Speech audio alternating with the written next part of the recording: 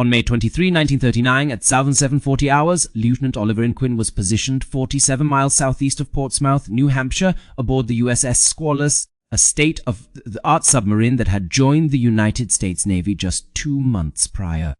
As he recorded the dive in the logbook, his hand trembled slightly. This test descent was meant to be routine, yet it marked the 19th successful dive for this cutting-edge naval vessel. Standing at the diving control station within the bustling control room, Inquin observed his crew meticulously executing their duties. At age 35, he had cultivated a reputation as an exacting leader. Each move during a submarine's descent was critical. One error could be catastrophic in these underwater vessels, often referred to by sailors as coffins. Between 1921 and 1938, 825 men had perished across 18 submarines worldwide, with no heroic rescue attempts proving successful. Suddenly, at a depth of 63 feet, the intercom crackled with urgent voices from the engine room. "Bring her up. Induction open." Seawater began flooding into the aft compartments. Inquin's training kicked in immediately. He barked orders to close all watertight hatches. Steel doors slammed shut throughout the submarine, sealing men inside their respective compartments. Some would find safety, others certain death. As Inquin stood in the forward sections of the Squalus, it was unclear whether these spaces would become tombs or sanctuaries. The fate of the vessel and its crew hung precariously on actions taken by individuals unaware that disaster had already struck. Within just a few minutes, the submarine came to rest on the ocean floor of the Atlantic Ocean at a depth of 240 feet below the surface. 4 compartments were flooded, resulting in the deaths of 26 men who drowned as icy cold water seeped into the vessel through a malfunctioning engine air intake valve. In the forward sections, however, 33 individuals, comprising 32 crew members and 1 civilian naval architect named Harold Preble, were still alive. The survivors were confined to 3 separate compartments that were sealed off by watertight doors. Lieutenant Naquin and most of the officers occupied the control room, while sailors engaged in equipment preparation resided in the forward torpedo compartment. Another group was situated within the forward battery compartment. As they huddled together in darkness, the temperature steadily dropped, causing ice to form on the walls. The interior of the submarine, which typically maintained a comfortable 65 degree F, rapidly cooled as the frigid Atlantic water at 34 degree F siphoned off heat through the steel hull. Toxic air conditions led some crew members to vomit due to rising carbon dioxide levels that the chemical absorbent canisters could barely manage. Headaches and dizziness were common symptoms experienced by others. Compounding these issues, chlorine gas from contaminated battery cells added another layer of danger. The sailors acted swiftly to isolate the batteries in order to prevent a potentially deadly explosion. Despite deteriorating air quality, their prompt actions saved lives. Lieutenant Naquin instructed his men to remain calm and lie down for rest, emphasizing the importance of silence to conserve oxygen. To maintain their strength and conserve the scarce oxygen supply, they estimated that they could survive for up to 48 hours if they used minimal amounts of air. Lying on the chilly deck, the crew members huddled under any available clothing and blankets. Some engaged in silent prayer, while others reflected on their loved ones back home. Many watched the time pass with growing anxiety, occasionally glancing at their watches as each hour ticked by. A few attempted to lighten the mood with quiet humor, though their voices quivered with tension. Meanwhile, the Squalus had missed her scheduled communication check-in. At Portsmouth Naval Base, Commander Cyrus Cole quickly deduced that there was a serious issue and ordered an immediate rescue mission on a large scale. The USS Sculpin, which served as the sister ship to the Squalus, was dispatched to locate the missing submarine. However, a significant problem arose. The last reported coordinates from the Squalus were inaccurate by several miles. Consequently, the search efforts focused on the incorrect area for hours. As night fell on May 23, the families of 59 crew members anxiously awaited any news. Gathered at the Portsmouth Naval Base were wives, mothers, and children, their faces filled with worry. The women supported one another emotionally and organized refreshments for the expanding group of concerned individuals. Throughout the submarine community, the grim statistics were well known. No rescue operation had ever succeeded for crews trapped below 20 feet. The Squalus crew found themselves at an alarming depth of 240 feet, far beyond any previously attempted rescue efforts. The vessel's engineers had envisioned such a catastrophic scenario and incorporated emergency systems that now offered the sole hope of survival for those entombed within. Commander and Queen initiated the deployment of a marker buoy tethered to a telephone cable. A message on its side read, "Submarine sunk here. Telephone inside." The buoy surfaced after midnight, and at 0400 hours on May 24, lookouts aboard the Sculpin detected smoke signals. Shortly thereafter, they spotted the bright yellow buoy floating in the turbulent Atlantic waters. Inside was a telephone connected directly to the Squalus. Lieutenant John Nichols grabbed the receiver and swiftly informed the rescuers of their dire predicament: 33 men alive in the forward compartments, 26 deceased in the aft sections, trapped at a depth of 240 feet with limited air supply. He then fetched Lieutenant Naquin, who took over and spoke calmly to the Sculpin's captain despite his urgent circumstances. Just seconds later, however, the cable snapped, severing communication. The men aboard the Squalus were once again isolated in their metallic prison. Nevertheless, a crucial shift had occurred. Naval authorities now knew precisely where the vessel was located, that survivors remained on board, and that they faced an unprecedented challenge: rescuing submariners from 240 feet below sea level within less than 2 days. Meanwhile, at Naval Station Norfolk, approximately 200 miles south of Washington, D.C., a phone rang in Lieutenant Commander Charles Bowers Momsen's office. This pivotal phone call would shape his enduring legacy. Nicknamed Swede, Momsen had dedicated years to preparing for this very scenario, a situation he fervently hoped would never materialize, yet understood was inevitable. He graduated from the United States Naval Academy in 1919, 1 year ahead of schedule due to World War I. His journey into submarine service commenced in 1921 when he enrolled at the Submarine School in New London, Connecticut. Within 2 years, Momsen took command of his first vessel, the Submarine S-15. Everything changed on September 25, 1925. That day, the USS S-5, a sister ship to Momsen's own S-1, collided with the freighter City of Rome near Block Island and sank in 130 feet of water. Momsen was tasked with leading his submarine to search for the stricken vessel. Upon discovering the oil slick marking its location, he realized there was no way to locate or rescue the trapped crew without sonar technology. With no means to reach the men below, all 33 crew members perished as their oxygen dwindled. Standing on deck while watching his friends succumb to their fate beneath him left Momsen feeling completely powerless. This harrowing experience ignited an intense obsession. He started working on rescue equipment during his free time. His first invention was a one-man breathing apparatus consisting of an oblong rubber bag that recycled exhaled air using soda lime to remove carbon dioxide. The press hailed this device as the Momsen lung and received it with great enthusiasm. Between June 1929 and September 1932, Momsen developed and personally tested the lung at a depth of 200 feet. In recognition of his efforts, he was awarded the Distinguished Service Medal in 1929, yet Momsen knew that the lung had significant limitations. The submariner needed to ascend freely through waters that posed lethal threats due to pressure, temperature, or decompression sickness. His true desire was to find a method for rescuing trapped submariners directly from their vessels.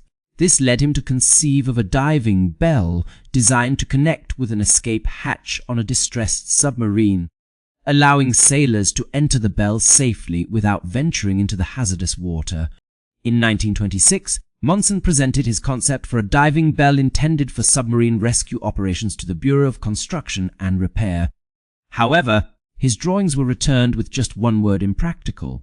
Tragedy struck again in December 1927 when the USS SS-4 sank off Cape Cod after colliding with a Coast Guard destroyer. The submarine settled on the ocean floor at a depth of 110 feet.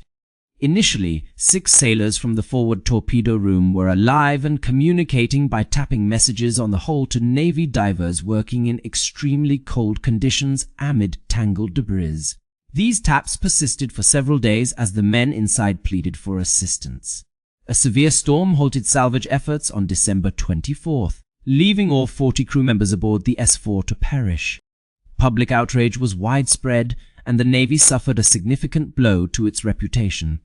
Driven by this failure, Charles Momsen redoubled his efforts in 1930. He constructed a prototype diving bell using parts from an old submarine, specifically a watertight aircraft hangar salvage from the S1. Testing took place off Key West, Florida, but initial results were disappointing. Momsen discovered that the bell was unstable, tipping easily and leaking water. Before he could make the required adjustments, however, the Navy instructed him to join the Bureau of Construction and Repair to instruct submariners on the use of the Momsen lung. He needed a reliable individual to finalize the diving bell modifications, and Lieutenant Commander Alan Rockwell Macon was appointed for this task. From July 1929 until July 1931, Macon worked in the maintenance division at the Bureau of Construction and Repair, implementing all of Momsen's recommended changes along with further enhancements. Macon added a floor bulkhead to prevent tipping, installed a pneumatic winch for better control, and created a pressure seal that allowed direct transfer of survivors into the diving bell without exposure to water. He also embedded a rubber gasket within a circular groove at the bottom edge, ensuring a watertight fit when pressed against the flat mounting ring welded around submarine hatches. Once the redesigned diving bell was completed in late 1930, it was introduced by the Navy as the Macon Submarine Rescue Chamber. During the early 1930s, these chambers were manufactured and distributed to submarine rescue ships. The USS 4, which had been raised and refurbished after a disaster, became a floating test laboratory where Momsen conducted practical experiments and training with the new rescue equipment. By 1939, despite extensive training over several years, the Macon Rescue Chamber had never been used in an actual emergency situation. It remained theoretical and untested. Some Navy officials still doubted its necessity. On May 24, 1939, at 0400 hours, Lieutenant Commander Momsen received a call that would either validate his efforts or represent the greatest failure of his career. He quickly gathered diving gear and assembled a team consisting of some of the Navy's best divers. They crammed into cars escorted by local and state police for a high-speed journey up the coast from Washington to Portsmouth, covering more than 400 miles. Their speed was so great that even the police escort had trouble keeping pace as they sped through Boston. Red traffic lights were disregarded, and intersections were obstructed to clear a path for their passage. Momsen and his team reached Portsmouth by 04:15 hours on May 24, completing their journey in record time. However, would it be enough to save the 33 men trapped beneath the Atlantic? Meanwhile, the submarine rescue vessel US Falcon was racing north from New London, Connecticut, over a distance of about 200 miles across the ocean. The Falcon, originally a 187-foot minesweeper converted for submarine rescue missions, carried the untested Macon Rescue Chamber, which Momsen and Macon had spent years developing. This chamber stood at 10 feet high and 7 feet wide, weighing in at 21,600 pounds, with 2 compartments. An upper section to carry survivors and a lower section designed to connect with the submarine's hatch. On the morning of May 24, the Falcon arrived above the squalid location where the submarine was believed to be. Nearby floated the marker buoy, its severed telephone cable indicating that it had been moved from its initial position but still marking the general area of the submerged vessel. Commander Momsen assumed command of the rescue operation and ordered divers to descend into the water to confirm the exact position and condition of the submarine. These divers were acutely aware of the dangers involved. At 240 feet below sea level, which was considered the limit for diving operations in 1939, they faced immense pressure. Over 100 pounds per square inch, 7 times that of normal atmospheric pressure. Breathing required tremendous effort due to this intense water pressure. The human body was never meant to endure such immense pressure. Divers needed to suppress their innate fear response. Their chests felt compressed, and their lungs battled against the downward force. The sensation was akin to being slowly squeezed in a vise. The chilly Atlantic water barely surpassed freezing at 34 degrees F. Despite multiple layers of insulation from the canvas suit, a diver's body temperature would plummet rapidly. If water infiltrated or damaged his protective gear, hypothermia could incapacitate him within minutes. Both the lead boots and brass helmet, while offering protection, also conducted cold directly into the diver's body. Within 20 minutes, feet became numb, hands lost sensation and dexterity, making even basic tasks such as tying knots exceedingly difficult as fingers stiffened. However, the most perilous hazard was nitrogen narcosis, often referred to by divers as the rapture of the deep. At great depths, nitrogen in compressed air dissolved into the bloodstream and brain tissue, causing symptoms akin to alcohol intoxication. Decision-making abilities deteriorated. Straightforward tasks became bewilderingly complex. Some divers felt euphoria and removed their helmets underwater, believing they could breathe water. Others experienced hallucinations, while others fell into paranoia.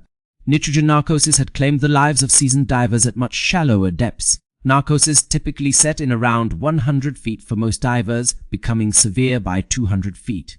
At 240 feet, thoughts moved as slowly as molasses, making mental planning and rehearsal crucial before executing any action. Momsen and his team had introduced helium-oxygen mixtures to combat nitrogen narcosis, allowing divers to maintain clearer minds at greater depths. However, even with this advancement, the risk remained high. Ascending too rapidly could cause nitrogen bubbles to form in the bloodstream and tissues, leading to decompression sickness, or the bends, which brought excruciating pain, joint locking, blood vessel rupture, paralysis, and potentially death. Divers had to make precise decompression stops during ascent, spending minutes at designated depths to safely release excess nitrogen from their systems. In emergencies when air supply was low or equipment failed, making these stops might be impossible, forcing a diver to choose between probable death from the bends or certain drowning. Visibility at 2 to 40 feet was minimal, measured in mere inches, due to sediment and plankton that scattered light in New Hampshire's Atlantic waters. Powerful underwater lamps offered little help, often leaving divers working mainly by touch rather than sight. They navigated through intuition and experience, feeling their way along guide ropes while relying on their training to avoid entanglement or collision with the submarine hull. Strong currents could easily drag a diver into the submarine or tangle them in cables. The looming steel hull of the Squalus was a constant presence in the darkness, where one misstep or moment of panic might result in getting trapped beneath the vessel or lost in the vast abyss of the Atlantic. The guide ropes served as a critical lifeline. Without them, a diver might swim in endless circles, unable to locate either the submarine or the surface before running out of air. Chief Torpedoman Martin Sabitsky volunteered for the perilous mission. Despite extensive training in deep diving operations, he knew that practice did not always equate to real-world experience. If Sabitsky failed to attach the guide wires correctly, the rescue chamber would be unable to connect properly with the submarine hatch, potentially leading to a failed operation and the deaths of 33 men. The immense weight of this responsibility bore down on him as heavily as the water pressure would bear against his body. Sabitsky donned his heavy canvas diving suit along with brass helmet, lead boots, air hoses, and communication lines. Everything was meticulously checked before he submerged. Once the helmet was lowered over his head and locked into place, and the faceplate secured, Sabitsky heard his own breathing resonating loudly in the enclosed space. At Alendra hours, Sabitsky initiated his descent into the murky depths. Back on the rescue ship, the 33 survivors listened intently as they heard a faint sound of lead boots clanging against the submarine's hull. Proof that someone had finally found them and was working to save their lives. Working in complete darkness with numb fingers due to the frigid temperatures, Sabitsky meticulously attached the guide wires to the forward escape hatch of the submarine. The hatch featured a specially mounted flat ring designed for compatibility with the rescue chamber, a feature standard across the fleet. Each movement was slow and precise. There could be no room for error. As he continued his work, Sabitsky began experiencing nitrogen narcosis, which induced a blissful sense of euphoria he knew to be hazardous. He compelled himself to concentrate intensely. He secured one cable, then another, followed by a third as a precautionary measure, carefully testing each attachment with forceful tugs to verify their integrity. He eventually felt confident enough to signal for his retrieval. The ascent was more gradual than the descent due to mandatory decompression stops at various depths, but he safely made it back to the surface. The road had been established. At 11:30 hours, the Macon rescue chamber commenced its inaugural operational dive. This wasn't a mere training exercise or test. It was a genuine rescue mission with real lives hanging in the balance. Suspended from a cable attached to a winch on the Falcon, the chamber descended through the murky green-black water. Inside, two operators endured increasing pressure that caused their ears to pop and breathing to become strained. The steel walls of the chamber emitted groans and creaks under the intense external pressure. By 240 feet below the surface, every inch was subjected to crushing force. Torpedoman's mate John Milowski and gunner's mate Walter Harmon were the two men inside. Both had undergone rigorous training with the rescue chamber. Yet, like Sabitsky before them, they knew that no amount of preparation could fully ready one for this momentous task. They were attempting an unprecedented feat in human history. One failure would mean certain death, not just for themselves, but also for those they aimed to save. Inside the chamber, they carried crucial supplies needed by the survivors, including steaming hot pea soup still warm from its insulated containers despite the frigid conditions. Carefully wrapped sandwiches, bottles of milk, additional blankets, flashlights, and medical supplies were included among the provisions. These basic necessities signified more than just physical sustenance. They demonstrated that the outside world was still thinking about the trapped men and actively working towards their rescue. The journey down to the submarine took almost an hour. Throughout this time, Milowski and Harmon closely monitored gauges indicating depth, pressure, and ballast levels while maintaining constant communication with the Falcon via a telephone line. At regular intervals, they adjusted the chamber's buoyancy by either venting air or admitting water to ensure steady descent. If there was too much positive buoyancy, the chamber could rocket uncontrollably towards the surface. Conversely, excessive negative buoyancy risked sending it plummeting to the ocean floor. The operators had to meticulously maintain neutral buoyancy so that the cable could control their descent while they made minor adjustments as needed. The ballast system in the chamber was intricate and demanded constant supervision. By adding water to tanks, weight could be increased. By injecting compressed air into these tanks, water would be expelled to create buoyancy. Any miscalculation could lead to either an uncontrollable ascent that might sever the cable or a rapid descent that could damage the submarine's hull.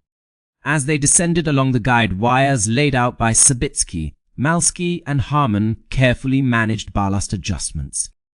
They detected contact with the guide wires through slight vibrations transmitted through the steel hull of the chamber, providing confirmation of their correct course towards the submarine's escape hatch in the dark waters below. Without these guide wires, locating the precise position would be virtually impossible. At 240 feet, the rescue chamber touched the Squalus hull gently but audibly. A faint thud echoed as metal met metal. Inside the submarine, the trapped men felt the impact and responded with weak cheers. Their voices strained from dehydration and exposure to toxic air. The arrival of the rescue vessel renewed their fading hope. Milowski and Harmon now faced the most crucial part of the mission, aligning the chamber precisely over the escape hatch, which was slightly off-center by a few inches. If the rubber gasket did not seal properly, Water would seep into both the chamber and submarine when they attempted to open the hatches. This meticulous positioning process took 20 minutes with constant adjustments. Milowski maintained communication with divers outside who verified the chamber's alignment. Working in total darkness at 240 feet, the divers felt their way around the gap between the chamber and the mounting ring. They provided precise instructions to guide the operators. After a series of careful maneuvers, they achieved perfect centering. A special bail attached over the submarine's hatch was used by one diver to connect the downhole cable from outside, relying solely on touch in the dark conditions. Once secured, this cable could be winched tight, pulling the chamber firmly against the flat mounting ring around the hatch. The operators began the process slowly and steadily. As they winched, the rubber gasket compressed against the mounting ring, forming what everyone hoped would be a watertight seal. The critical moment arrived when it was time to evacuate water from the lower section of the rescue capsule using compressed air. Any leakage in the seal would result in seawater flooding into the chamber faster than it could be pumped out, leading to a failed operation. Milowski turned on the compressed air valve, and the sound of rushing air filled the space as water started draining from the lower compartment into the ballast tanks. The operators monitored the water level drop 6 inches, then 1 foot, followed by 2 feet. The seal was holding firm. As more air was injected into the chamber to equalize pressure with that inside the submarine, gauges indicated an increase of 40 pounds per square inch a psi, rising to 50 psi and finally reaching equilibrium at 60 psi. This crucial pressurization ensured that the hatch would open smoothly. Without it, the differential pressure would keep the hatches firmly shut as if welded in place. Once equalized, the air was gradually released from the lower chamber into the upper compartment before being vented to the surface through a hose until both areas matched the submarine's internal pressure. This process required meticulous care and gradual adjustments to prevent any sudden pressure changes that could cause injury. Only after verifying full pressure equilibrium did Milowski unlatch the bottom hatch of the rescue capsule. The door swung open effortlessly. He spotted the submarine's hatch just a few feet below him. He unlatched it and pushed it upwards. The crew members inside greeted him with pale, drained faces. They had spent nearly 24 hours in an icy confinement, wondering if they would ever see sunlight again. Milowski handed down hot soup and food to them. One survivor took a slurp of the steaming soup and cracked a joker. "Where are the napkins?" This brief moment of laughter relieved some of the tension. These men were going to make it through. Lieutenant Naquin had meticulously planned every detail of the rescue operation. He chose to bring up the weakest survivors first. 7 men showing signs of hypothermia, chlorine gas poisoning, or carbon dioxide toxicity were selected for the initial trip. They climbed into the lower compartment of the rescue chamber through the hatch. The submarine's hatch was then sealed. 紧接着，舱门也被密封，解空气被注入压在水箱以增加浮力。下午5点整，就升舱开始上升。缓缓地、小心翼翼地，缆绳从猎鹰号船上的绞盘上松开。Inside the compartment, survivors huddled together after enduring 39 hours of uncertainty within their metallic prison. As they ascended towards the surface and potential salvation, emotions ranged from tears to prayers and stunned silence. At precisely 13:30, the chamber breached the water's surface, marking a historic achievement in deep-sea submarine rescues. 7 men emerged onto the Falcon's bronze deck, wrapped warmly in blankets and examined by medical staff. While some showed signs of hypothermia or chlorine gas exposure, all were expected to recover fully. News of their rescue spread swiftly among the gathered ships and ashore. Families at Portsmouth Naval Base received the news with joyous relief, breaking into cheers and embraces. For many, it was a moment of profound relief that the chamber's design had proven effective and could save lives in dire circumstances. However, there was no room for celebration yet. Another 26 men remained trapped below deck and worsening weather conditions. Increasing winds and choppy seas heightened the peril each passing minute. Chief Machinist Mate William Batters had more experience operating the Macon rescue chamber than any other individual in training. He had an intimate knowledge of the equipment's capabilities and limitations. He was also aware that the weather window was rapidly narrowing. Batters made a critical decision that potentially saved lives. In deviation from the scheduled plan, he brought up 8 men on the second trip rather than the planned 7. The chamber was designed to accommodate only 7 survivors along with 2 operators. 8 individuals would strain its capacity, but Batters believed it could manage the extra weight. Lieutenant Commander Emson observed the chamber ascending and noted that it appeared heavily loaded. The cable showed signs of stress under the increased load. Upon surfacing, Momsen commented, "You exceeded the planned number on this trip, but proceed as necessary." Momsen grasped Bad's rationale. It's better to strain the equipment than risk leaving men behind if conditions deteriorate. Batters initiated the third descent at 1500 hours. 9 more individuals climbed into the chamber and ascended to safety. The chamber was now significantly overloaded, carrying 9 survivors plus 2 operators, yet it held firm. By 1800 hours, only 7 people remained in the Squalus, Lieutenant Naquin and 6 others. One final trip would conclude the extraordinary rescue mission. The 4th descent commenced at 1841 hours, with everything proceeding as expected. The capsule glided down along the guide wires, securing its connection with the submarine hull before closing.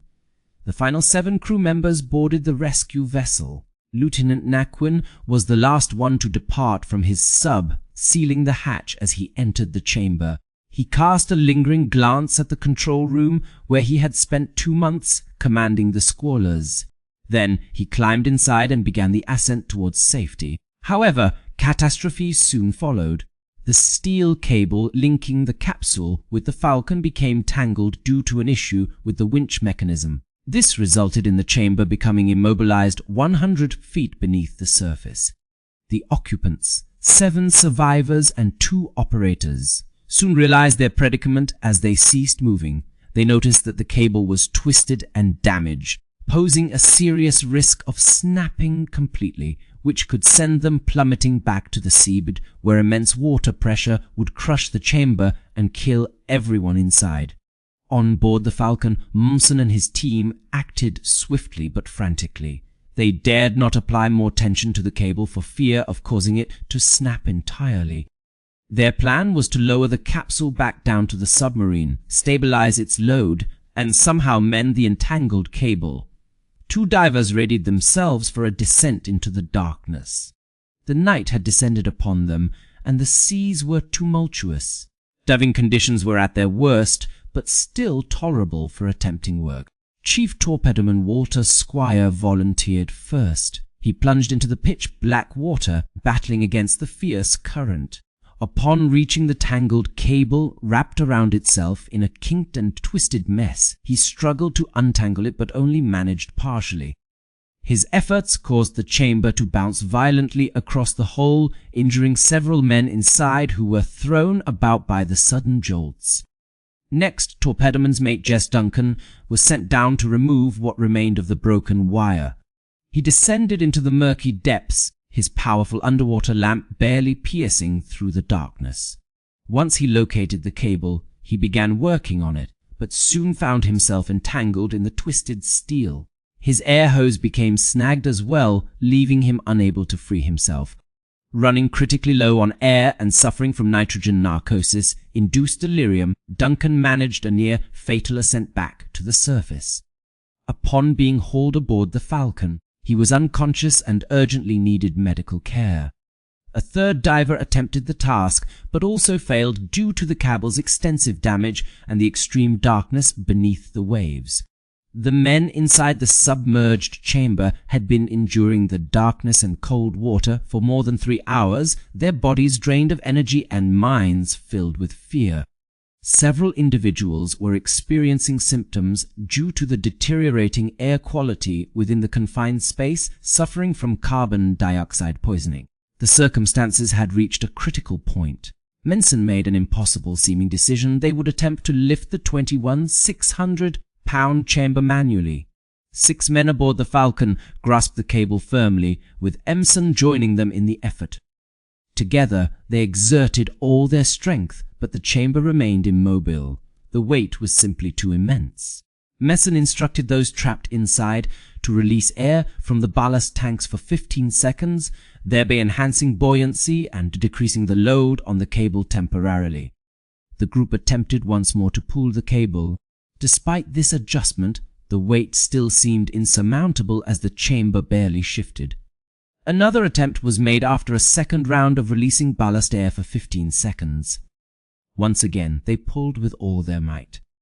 This time, there was slight movement, just a few inches, but it soon halted. A third and final effort was decided upon. Release ballast. Pull. The chamber started to ascend, inch by inch, foot by foot, as the men on board the Falcon hauled it upwards with great effort. Their muscles ached. Their skin was torn from gripping the cable so tightly. Yet they refused to give up. Every person's survival was at stake. Additional sailors joined in, and soon there were 10, then 15 pulling together in unison. Momsen shouted instructions: pull, rest, pull, rest. Gradually, the chamber ascended through the water, first reaching 50 feet, then 40 feet, and finally 30 feet. The cables creaking and groaning signaled its strain, but it held firm. At exactly 7:30 hours on May 25, nearly 39 hours after the sinking of the Squalus, the rescue chamber breached the surface for the last time. Lieutenant Oliver Naquin and 6 other men were hoisted onto the deck of the Falcon. All 33 survivors had been successfully rescued. 4 separate trips to a depth of 240 feet, 13 hours of non-stop operations, and 33 lives saved. The device designed by Charles Momsen after witnessing the tragic loss of the S-51 cruise lives had finally fulfilled its purpose. The news spread rapidly across the nation and worldwide, with newspapers featuring front-page stories about this remarkable rescue operation. Images of the survivors arriving at Portsmouth Naval Yard, wrapped in blankets, became emblematic symbols. The families on shore erupted into jubilation upon seeing the last group arrive. Husbands were embraced by their wives, and children clung to their fathers as emotions overflowed with relief. The rescue mission for the Squalus not only saved 33 lives, but also debunked the notion that submarine accidents inevitably led to certain death. For the first time ever, submariners had reason to believe that rescue was feasible even from depths previously thought unreachable. In response, the Navy swiftly expanded its Macon chamber program, constructing and deploying additional chambers worldwide for submarine rescue vessels. Training programs intensified and procedures were refined based on the lessons learned during the Squalus mission. The men responsible for making the rescue possible were honored for their exceptional bravery.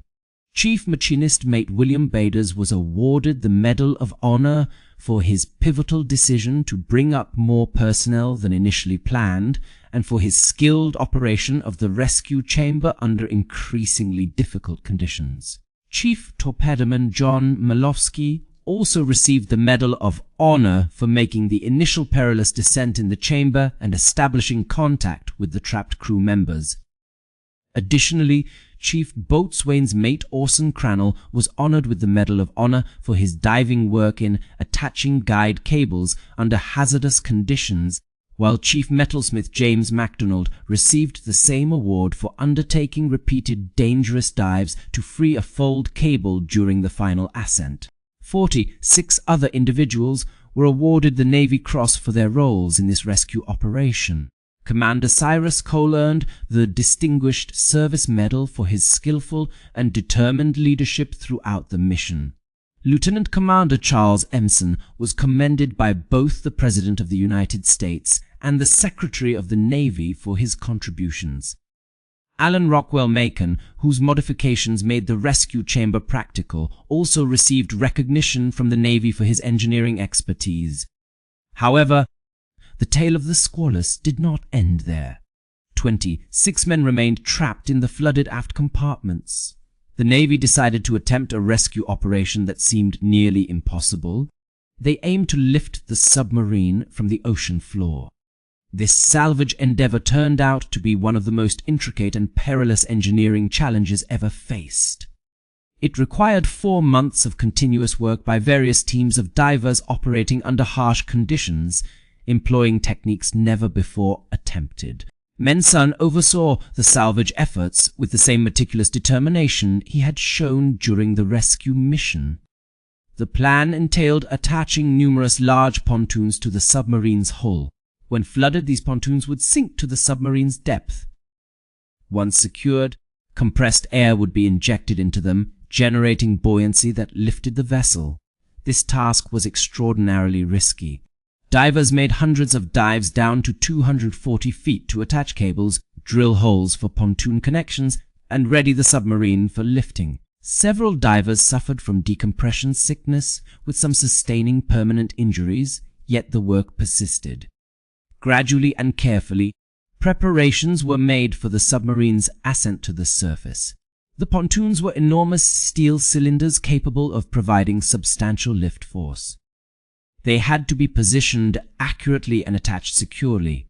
If one detached during the rise, it could cause the bow of the submarine to roll or sink back to the bottom. Calculations had to be flawless. There was no room for error.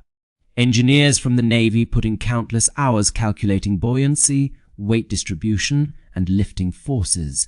On September 13, 1939, the submarine broke through the water's surface slowly with pontoons on both sides maintaining its vertical position. Water was dripping out of every opening as it made its way back to Portsmouth Naval Yard under careful towing, where it was placed in dry dock. Thousands of spectators gathered to see the raised vessel. Some were there to witness a historic moment, while others came to pay their respects. A naval investigation board determined that a malfunction in the engine's air induction valve led to the disaster.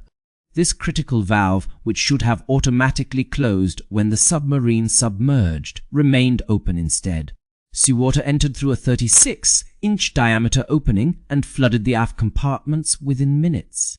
The inquiry found no fault with the crew of the Squalus and praised Lieutenant Naquin for his exceptional leadership during the crisis. His calm management helped keep survivors alive until help arrived. In response to these findings, the Navy modified submarine valves to quick, closing flapper valves across their entire fleet to prevent similar accidents in the future. The changes implemented as a result of this incident ultimately saved numerous lives over subsequent years. During the recovery operation, 25 bodies were retrieved from the flooded compartments where they had drowned. Some victims were thrown against bulkheads by the force of the incoming water, while others attempted to reach watertight doors but failed in their efforts. All succumbed within minutes after the initial flooding. One additional victim was likely swept out to sea when a hatch opened during the salvage operation. His remains were never found. The recovered men received full military honors and were laid to rest in a timely manner. Thousands of mourners attended the ceremonies held during several days as families made their way to Portsmouth. The sailors ultimately came to rest at the cemetery in Kittery, Maine, where their graves form orderly rows that serve as a lasting memorial to the sacrifices made by submariners. Although the submarine was repaired and fitted with new equipment, it never again bore its original name, which had become synonymous with tragedy. On February 9, 1940, the vessel was recommissioned under a new identity, USS Sailfish. Under different commanding officers, this renamed submarine would go on to distinguish itself throughout World War II. The Sailfish departed Portsmouth for the Philippines on January 16, 1941. When the war began in December 1941, the Sailfish was among the few submarines ready to engage Japanese forces immediately. Over the course of the conflict, she sank about 7 enemy vessels and damaged 8 others. One of her most notable victories occurred on December 4, 1943, when she torpedoed and sank the Japanese aircraft carrier Chuyo. This action had a grim irony. Unbeknownst to the Sailfish's crew at the time, the carrier was carrying American prisoners of war, including survivors from the USS Squalus. The Sculpin, which had previously searched for the Squalus and witnessed the rescue operation, was sunk by Japanese depth charges on November 19, 1943. 21 Sculpin survivors were captured and placed aboard Chuyo for transport to Japan. When sailfish struck Chuyo with torpedoes, the carrier quickly sank, leaving only one of the Sculpin survivors alive after both sinkings. The sailfish submarine earned 9 battle stars and a Presidential Unit citation for its wartime service. Several sailors who were rescued from the Squalus volunteered to rejoin the sailfish, demonstrating exceptional bravery by returning to submarine duty following their close brush with death. Their readiness to return to sea highlighted both the resilience of these individuals and their confidence in the enhanced safety protocols put in place after the incident. Lieutenant Oliver Naquin never commanded another submarine after this event. The Navy's decision was not punitive. Instead, it recognized the significant psychological impact of the disaster. Following a thorough investigation, the Board of Inquiry fully exonerated him. Consequently, he was reassigned to surface ships and served as navigator on the heavy cruiser USS New Orleans during critical battles like Coral Sea and Midway. On November 30, 1942, at the Battle of Tarawa, the New Orleans was struck by a Japanese torpedo that severed approximately 150 feet of its bow. Once again, Naquin's presence aboard the ship proved invaluable as he displayed remarkable seamanship and leadership, helping to save the vessel and bring it back to port. Naquin eventually rose to the rank of Rear Admiral before retiring from the Navy in 1955 after a career spanning 3 decades and 4 years. He lived until 1989, passing away at age 85. Throughout his life, Naquin consistently downplayed any praise for the Squalus rescue mission, preferring instead to acknowledge the courage of his crew. In interviews, he remarked, "My officers and men acted instinctively and calmly. There were no signs of fear or complaints about the severe cold. I do not expect to see such a true demonstration of comradeship and brotherly love ever again." Charles Momsen continued an illustrious naval career through World War II, his expertise extending well beyond submarine rescue operations. During the early stages of World War II, American submarines faced a significant issue with the reliability of their Mark 14 torpedoes. These weapons would often hit their intended targets but fail to detonate properly. The root cause was identified as malfunctioning in the Mark 6 exploder mechanism. Momsen played a crucial role in investigating and conducting field tests that pinpointed these issues, leading to improvements known among torpedo technicians as the Pearl Harbor modification. This work significantly enhanced the torpedo's reliability and effectiveness. Momsen also held command positions over Submarine Squadron 2 and later Submarine Squadron 4. In the autumn of 1943, he pioneered a strategy that allowed submarines to form coordinated attack groups capable of operating in heavily contested enemy waters. He led what became known as the first American Wolfpack, deploying aboard the submarine Cerro into the East China Sea. This tactic involved multiple submarines working together to target Japanese convoys. Under his command, the vessels sank 5 Japanese ships with a combined tonnage exceeding 38,000 tons and damaged 8 more, totaling over 63,000 tons. For these achievements, Momsen was awarded the Navy Cross. His final wartime role was commander of the battleship USS South Dakota, which played a critical part in supporting amphibious operations on islands like Iwo Jima and Okinawa. The ship's massive guns provided invaluable naval gunfire support against Japanese positions. Momsen eventually rose to the rank of Vice Admiral before retiring from active service on September 1, 1955, after 36 years of dedicated military service. He passed away due to cancer at Bay Pines Veterans Hospital in Florida on May 24, 1967, at the age of 70. He passed away on the very day marking the successful completion of the Squalus mission, an accomplishment that had validated his lifetime of work. Momsen Lung first saved lives in combat conditions during October 1944. When the USS Tang was hit by its own torpedo and sank to a depth of 180 feet in the East China Sea, 13 submariners used the Momsen Lung to attempt an escape from the flooded submarine. This ascent was fraught with peril as they navigated through dark waters. dealing with pressure changes and the risk of lung damage while battling panic. Of those who attempted to surface, only 5 ultimately survived long enough to be rescued by Japanese forces. 3 others managed to reach the surface alive but died overnight due to hypothermia or injuries before help arrived, while the remaining 5 perished during their desperate climb through the water. Despite these tragic losses, the escape underscored Momsen's pioneering concept from 2 decades prior. Without the Momsen lung, no survivors would have made it out of the sinking submarine. Modern submarine rescue systems owe a direct debt to Momsen's innovations. Today, advanced rescue chambers can now operate at depths up to 850 feet, and newer models like the pressurized module developed in 1990s can descend as far down as 2,000 feet and accommodate up to 18 individuals. These systems have evolved significantly, but still adhere to Momsen's foundational principles. A pressurized chamber connects with the submarine's escape hatch, ensuring that survivors can transfer safely without entering the water. Every vessel in the U.S. Navy is now outfitted with rescue features rooted in modifications championed by Momsen. Escape trunks enable personnel to exit individually, and hatches are equipped with mounting rings for attaching rescue devices. Additionally, emergency communication systems include buoys that can be released from inside the submarine to pinpoint its location and establish telephone contact with rescuers above. Since World War II, these systems have repeatedly saved lives. The technical advancements initiated during the Squalus mission had far-reaching impacts beyond submarine rescues. Momsen's team developed helium-oxygen mixtures for deep diving, which transformed commercial and military diving operations. Nitrogen in compressed air triggers narcosis at depth, restricting how long divers can stay submerged.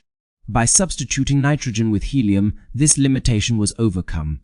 Today's deep-sea diving, underwater construction, and offshore oil platform work all depend on the helium-oxygen mixtures that originated from the Squalus rescue mission. The recovery techniques devised to lift the Squalus from a depth of 240 feet became standard procedures for salvaging sunken vessels.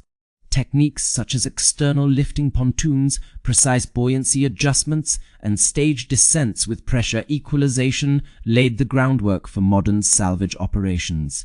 These methods have been widely used in numerous salvage missions over the past few decades.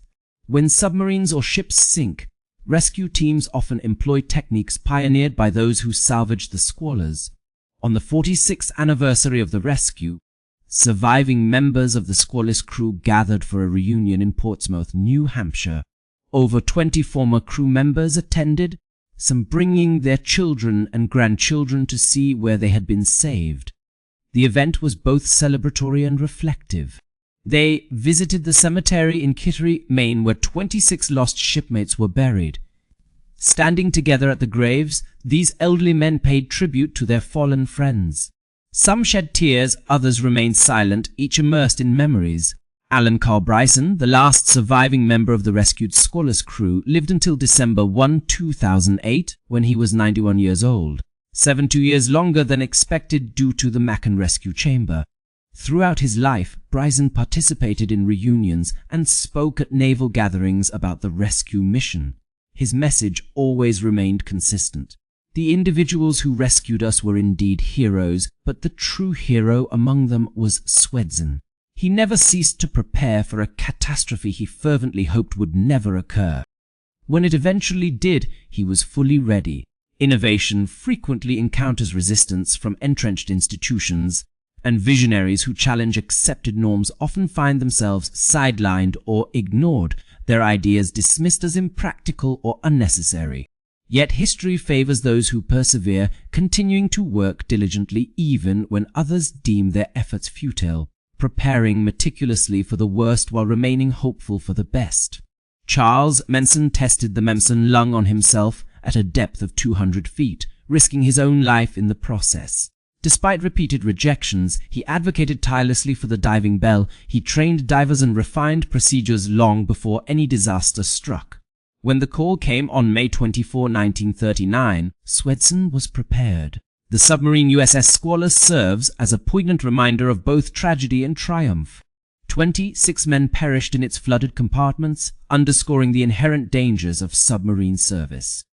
However, 33 men survived due to one officer's refusal to accept that submariners were doomed. For years, Swedson had developed equipment others dismissed as unnecessary while meticulously preparing for what he knew would be the worst day of his professional life. When that day arrived, he and his team accomplished what many deemed impossible. They rescued every living soul from the depths, proving that hope and human ingenuity can prevail against overwhelming adversity.